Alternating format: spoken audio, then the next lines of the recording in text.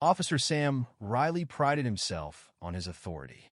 With his tall frame and muscular build, he had the air of someone who believed the badge on his chest gave him an unchallengeable command over the world around him.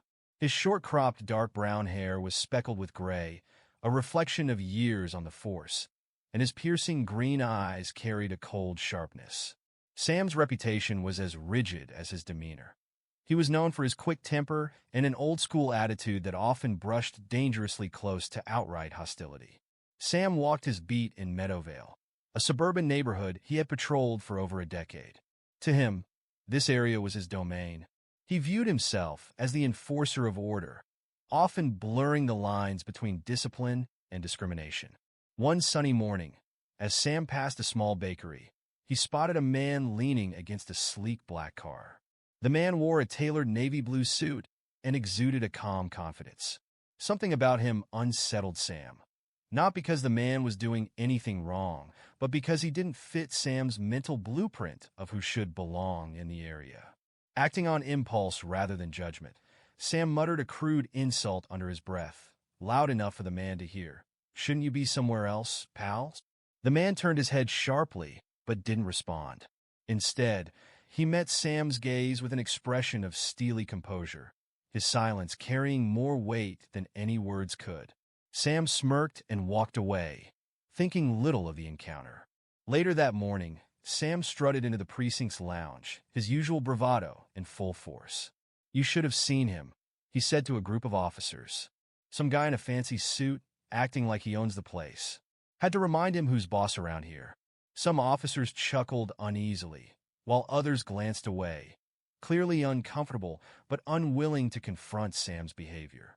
The atmosphere shifted, however, when the precinct's commander, Captain Julia Monroe, entered the room. With her silver-streaked hair pulled into a tight bun and a gaze sharp enough to cut through steel, Captain Monroe was known for her no-nonsense leadership. "Riley," she barked, her voice echoing in the room. "My office. Now." Sam hesitated but quickly followed her down the hall, his earlier swagger replaced by unease. Inside her office, Captain Monroe shut the door with a force that made the blinds rattle. "Do you have any idea what you've done?" she demanded, crossing her arms. "What are you talking about, Captain?" Sam replied, trying to mask his unease with false confidence. Monroe's lips tightened. "I just got a call from City Hall. The man you harassed this morning wasn't just some guy in a suit. That was Noah Carter, the new commissioner of police. He's taking over next week." The color drained from Sam's face. "The commissioner?" he stammered. "Yes," Monroe said, her voice sharp. "And he's already filed a complaint. If you want to keep that badge, you'll address this immediately. And let me be clear, this is your only chance." The gravity of the situation hit Sam like a tidal wave. He nodded, the words "yes, Captain," barely escaping his lips. The following day, Sam stood nervously outside the commissioner's office. His crisp uniform did little to hide the sweat on his brow or the tension in his stance. After what felt like an eternity, the door opened, and an assistant ushered him inside. Noah Carter sat behind a modern glass desk. His demeanor was calm but commanding, and his sharp brown eyes bore into Sam as he entered. "Officer Riley," Noah said, motioning for him to sit. "Do you know why you're here?" Sam nodded, though he struggled to meet Noah's gaze. "Sir, Noah held up a hand to silence him. "Let me stop you right there. This isn't about an apology, though you owe one. This is about accountability. Do you understand why your words were wrong?" Sam shifted uncomfortably in his seat. "I shouldn't have said what I did," he admitted. "That's a start," Noah replied, leaning forward. "But it's not enough. Words like that aren't just offensive, they're dangerous. They perpetuate harm, and they have no place in this department." Sam's shoulders slumped as the weight of Noah's words sank in. "I didn't think," he muttered.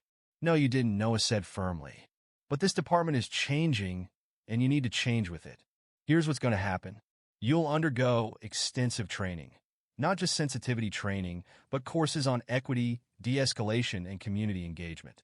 For the next 6 months, you'll be reassigned to neighborhood outreach programs, working directly with the community. You'll face the people you've overlooked or dismissed and earn their trust. Sam nodded, his voice barely audible. Yes, sir. Noah stood, signaling the meeting was over. This is your chance to grow, Riley. Don't waste it. As Sam left the office, his mind churned. The road ahead would be long and challenging, but for the first time, he saw the possibility of change, not just for himself, but for the community he had sworn to serve. Inside, Noah Carter watched Sam leave, his expression unreadable. He knew the path to reform was steep, but he was determined to see it through. For the department, for the city, and for a future that left prejudice behind. Sam Riley stood on the edge of the community center's courtyard, watching the hustle and bustle of the neighborhood around him. It had been months since his meeting with Commissioner Noah Carter, and the path he had been set on was anything but easy. The initial days in the community outreach program had been uncomfortable, filled with resentment, awkward silences, and judgmental stares. And truthfully, he didn't blame them. The first step had been showing up, not just physically, but with an open mind. Sam had to confront truths he had long ignored, truths about himself and the world he thought he understood. At first, his presence was met with skepticism.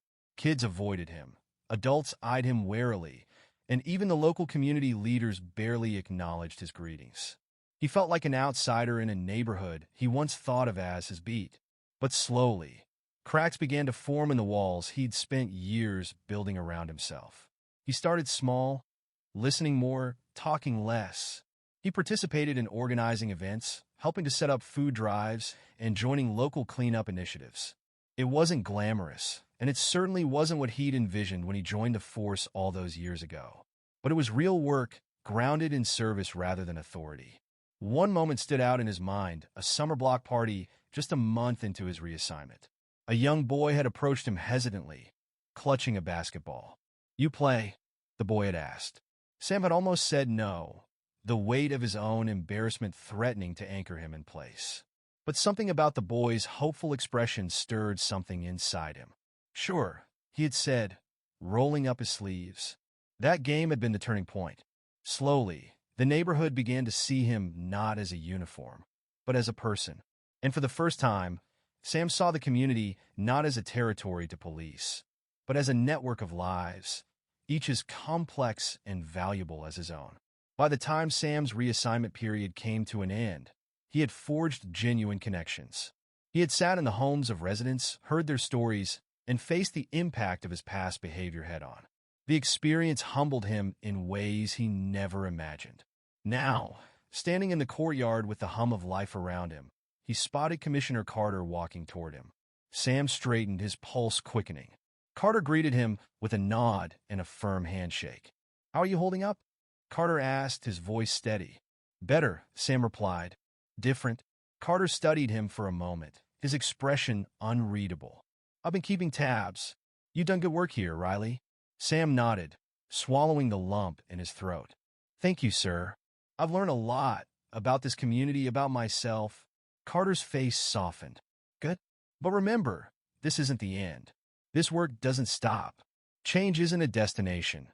It's a journey. Are you ready to keep walking?" Sam didn't hesitate. "Yes, sir. I am." As Carter walked away, Sam turned back to the courtyard, the sound of children laughing and neighbors chatting filling the air. For the first time in years, he felt not just like a man wearing a badge, but like someone who had earned the right to serve and protect. He took a deep breath, ready for whatever came next. Sam watched the sunset cast a golden glow over the courtyard, the warmth of the moment settling deep within him. This was no longer just a neighborhood he patrolled.